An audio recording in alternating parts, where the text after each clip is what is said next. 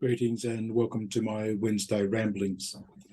I'm doing it a little earlier today as shortly I leave to go to the dentist to have some dental surgery done. So I suspect I won't be in that good a form at the end of the day. This weekend, the 27th Sunday of Ordinary Time, the Gospel passage is a slightly different passage. It talks about how the master is going to demand of his servant that they actually do their duty before they take time to care for themselves. So even after they're finished working in the field, then their job is to work for the master before taking time. It actually follows on fairly consistently with what we've been reading and listening to over the last couple of weeks, where it's not so much what the things of the earth are about, but rather what do we need to do to ensure that we are able to enter into the kingdom of God?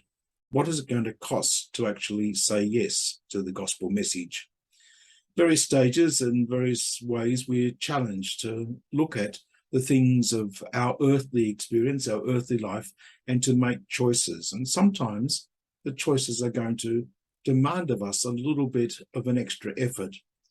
Now, I'm not saying that we don't make the effort, but quite frequently, I'm sure I know I'll have to admit that I do, try to look for, is there an easier way to do this? Is there an easier way to work around it? The gospel really doesn't talk about an easier way to work around what's happening. We need to be able to follow Christ and to follow Christ passionately.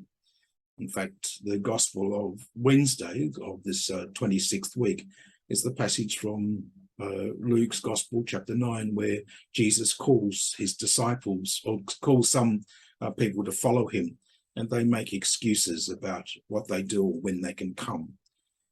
The Lord's actually inviting us right here, right now, to take up the cross, the challenge, whatever he asks of us, and to follow him.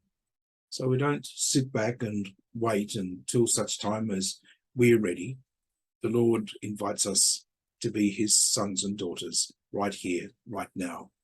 So I hope you accept the challenge to say yes to the gospel, and that you'll accept the invitation to follow him and to follow him with fidelity and with trust. And I pray that as you prepare for this coming weekend, you too may hear God's call to come follow him and to truly say yes to living out the gospel message.